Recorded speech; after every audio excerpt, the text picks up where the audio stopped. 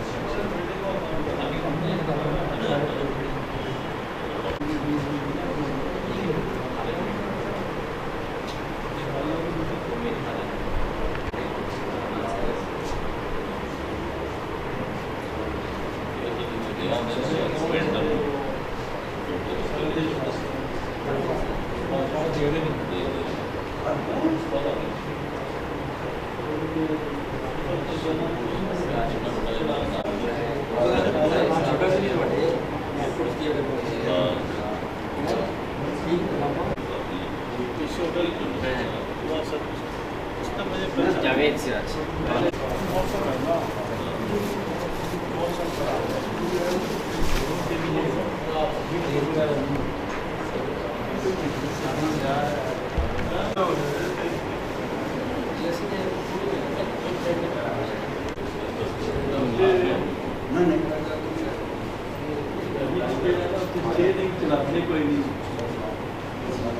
مجھے پہلے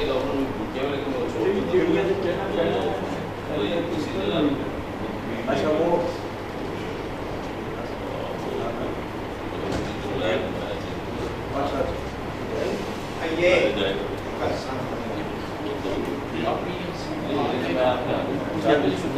یہ 5 بجے یہ آپ آئیں گے فنکشن ہے یہ ہمارے بڑے سینئر ہمارے کولیگ ریٹائر ہو گئے ہیں اسلم چوہان صاحب جی میں نے تو آپ ہی کرا یہ آپ کا دیا صاحب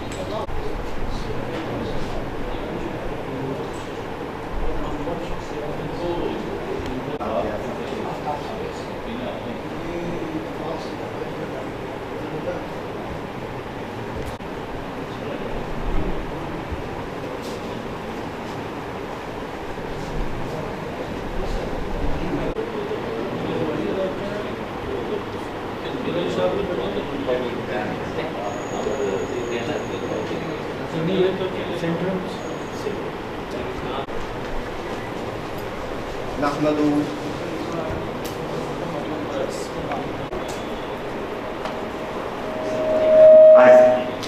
اعوذ باللہ من الشیطان الرجیم بسم اللہ الرحمن الرحیم.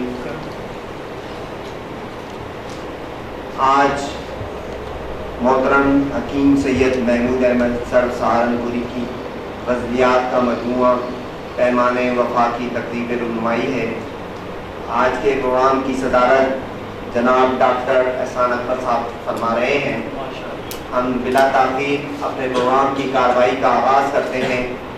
سب سے پہلے میں اپنی صاحبزادی سیدہ خورشید سے گزارش کروں گا وہ تلاوت کلام پاک پیش کروں.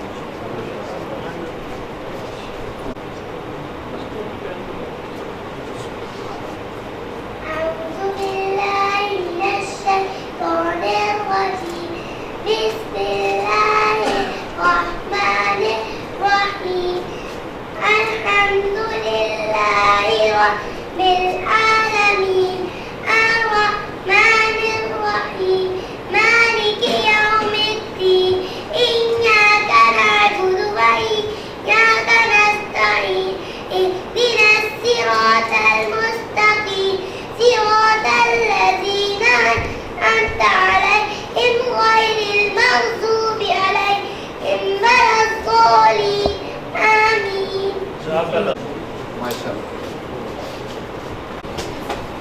ماشاء اللہ سبحان اللہ.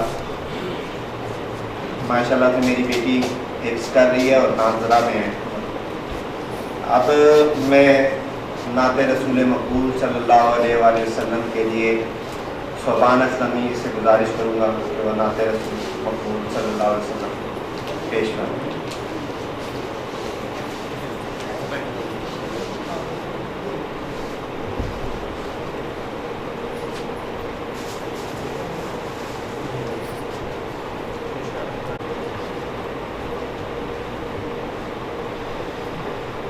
خدا کرے اپنی زندگی میں وہ ساعتیں خوش خرام آئیں، نگاہ اٹھے تو سامنے جلوہ گاہ خیر الانام آئے،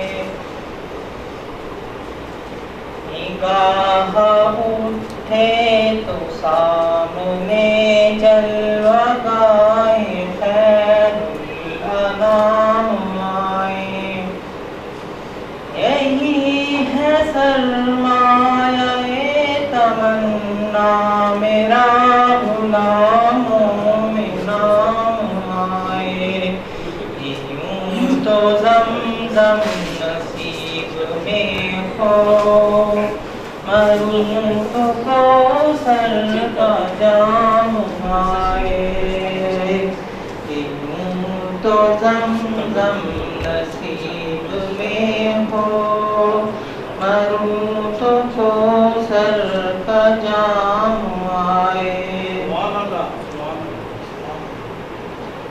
جانے کب سے اس آرزو میں چراغ پلکوں پہ جل رہے ہیں، نہ جانے کب سے اس آرزو میں چراغ پلکوں پہ چل رہے ہیں، بھی مدینے میں صبح گزرے کبھی مدینے میں شام آئے، کبھی لبوں پر درود آئے کبھی زبان پر سلام آئے، ہر ایک دھڑکن پہ اب تو دل کی گمان ہوتا ہے سب جیسے مجھے وہ آواز دے رہے ہیں، مجھے وہ آواز دے رہے ہیں، غلام آئے غلام آئے، خدا کرے اپنی زندگی میں وہ ساعتیں خوش خرام آئیں، نگاہ اٹھے تو سامنے جلوہ گاہ خیر الانام آئے۔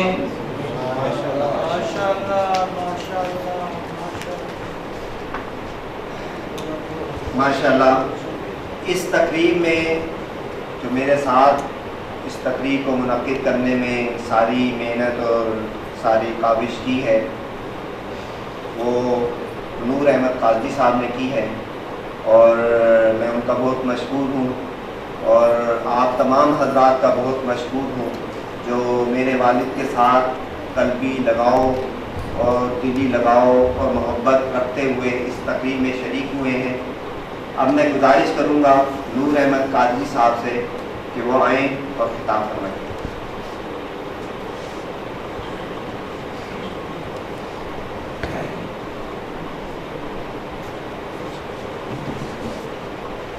السلام علیکم حضرات محترم، صاحب عزت اور جناب معزز سامعین کرام، میرے لیے باعث تفخر ہے کہ آج میں اسٹیج پر آپ کے سامنے حاضر ہوں اس شخصیت کے بارے میں کچھ چند جملے کہنے کے لیے جو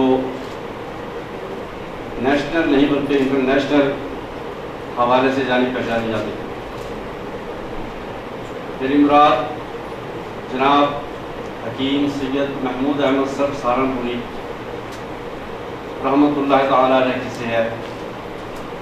حکیم صاحب ہمہ جہت شخصیت تھے،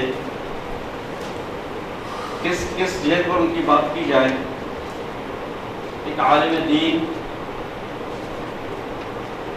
ایک خطیب، ایک شاعر، ایک صحافی، ملک و قوم کے لیے جینے والا اور ملک و قوم کے لیے مرنے والا ایک نڈر صحافی اور ایک سیاستدان. اس قدر چاہتے ہیں کہ ان کی کسی جہت پر بھی بات کرتے ہوئے گھنٹوں چاہیے بات کرنے کے لیے. آج ان کی شاعری کے حوالے سے جو تقریب منعقد کی جا رہی ہے، یہ ان کی ان غزلوں کا مجموعہ ہے جو انہوں نے بہت 25-30 سال بیشتر اور کچھ درمیان میں وقتاً فوقتاً لکھی. شروع کا دور حکیم صاحب کا غزلیات لکھنے کا زیادہ تھا. بعد میں وہ نعت کی طرف جب راغب ہوئے تو غزل سے ہاتھ کھینچ لیا. پھر زیادہ تر انہوں نے نعتیں ہی لکھی اور اس سے وجہ سے ان کے 2 نعتیں مجموعے سے پہلے شائع ہو چکے ہیں. آج پیمانہ وفا کی تقریب رونمائی ہے. اس کتاب میں ان کی 1952, 57, 58, 64, 65, 68, 78 اس زمانے کی لکھی ہوئی غزلیں بھی شامل ہیں، جبکہ آخری دور کی غزلیں ان کی 2008, 2005 تک شامل ہیں. اس میں حکیم صاحب کی پیمانہ وفا کو میں نے جستا جستا پڑھا. مجھے ایسا محسوس ہوا کہ یہ غزلیات کا مجموعہ نہیں، یہ حکیم صاحب کی پوری سوال حیات ہے. ان کے غزل کے اشعار اس انداز کے ہیں کہ جس میں ان کی پوری شخصیت نکھر کر سامنے آتی ہے. اور انہوں نے جو اپنی خالص زندگی گزاری اس کا جگہ جگہ انہوں نے اس کا تذکرہ بھی کیا ہے اور اپنے حالات سے آگاہی بھی دی ہے. دوستوں کے حوالے سے بھی بہت کچھ کہا ہے. چند شعر ان کے میں آپ کی خدمت میں پیش کرنا چاہوں گا. جھوٹوں کی اس بستی میں تم کب تک سچ فرماؤ گے؟ سرو مجھے اندیشہ ہے ایک دن تنہا رہ جاؤ گے. اور یہی ہوا ہے. پھر یہی ہوا ہے. باوجود اس کے کہ ان کی آواز پر لبیک کہنے والے بھی کچھ کم نہ تھے، لیکن اکثریت نہ مل سکی ان کو، اس لیے کہ ہمیشہ حق کو پہچاننے والے اور حق کا ساتھ دینے والے ہمیشہ کم ہی ہوتے ہیں. امیدوں کی بد گلی میں آگے بڑھنا مشکل ہے، پیچھے مڑ کر دیکھو گے تو پتھر کے ہو جاؤ گے. مظلوموں کے خون کا غازہ کب تک روپ نکھارے گا؟ جب انصاف کا دن آیا تو تم بھی کملا جاؤ گے. اور وفاداری کے حوالے سے ان کے 2 شعر. آج کل یہی اپنی ذات کے حوالے ہیں، اپنی آستینوں میں ہم نے سانپ پالے. ہم نے باوجود اس کے راستہ نہیں بدلا، راہ میں بھی کانٹے ہیں پاؤں میں بھی چھالے ہیں. میں نے جو بھی آپ سے کیا تھا کہ میں محسوس کرتا ہوں کہ ان کے سامنے حیات ہے. مجھے ان کے ساتھ کچھ شرف حاصل رہا، ان سے قریب اور بات میری ہوتی رہی. تو جو یہ لکھا ہے ایگزیکٹ اس کے مطابق ان کی زندگی تھی. ہم نے باوجود اس کے راستہ نہیں بدلا، راہ میں بھی کانٹے ہیں پاؤں میں بھی چھالے ہیں. وہ اپنے جگر پر جس کو صحیح سمجھتے تھے آخری وقت تک قائم رہے، اگرچہ ان کو اسلام میں انتہائی مشکلات کا سامنا رہا. ایک اور غزل سے 2 شعر. محفل جمے تو ذوق کے تماشا برا نہیں، جان دے کے بھی ملے تو یہ سودا برا نہیں. کیوں اس کی بے رخی سے ہوئے ہو گرفتہ دل، جتنا سمجھ رہے ہو وہ اتنا برا نہیں.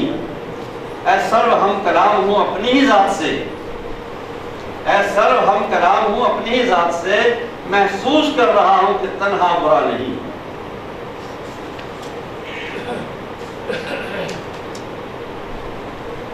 سیاست پر کتنی گہری نظر تھی ان کی، اور قوم کا درد جو ان کے سینے میں تھا، اور جو ہمیشہ سے وہ کوشش کرتے رہے کہ اصلاح معاشرہ ہو جائے، اصلاح معاشرہ کی ایک تطہیر کی کوشش کرتے رہے. اس حوالے سے ایک شعر سنیے گا. روتے روتے خون کے آنسو رات کا پردہ چاک ہوا، مہریں ٹوٹی ہونٹوں کی اور نعرہ حق بے بات ہوا. تاج و تخت محل 2 محلے سب آخر چھٹ جاتے ہیں، قبضہ سب کا ختم ہوا، کتنا ہی کوئی چالاک ہوا. اس بستی کے لوگوں کی اس آس میں عمریں بیت گئیں، اس بستی کے لوگوں کی اس آس میں عمریں بیت گئیں، کوئی تو ہو جو ان کے دکھ کی خاطر سے غمناک ہوا۔ اور آخری شعر، اب دستور کی بالادستی سبھی پہ غالب آئے گی، اب دستور کی بالادستی سبھی پہ غالب آئے گی، سر یہ قوم کا ووٹ ہی سارے زہروں کا دریافت ہوا۔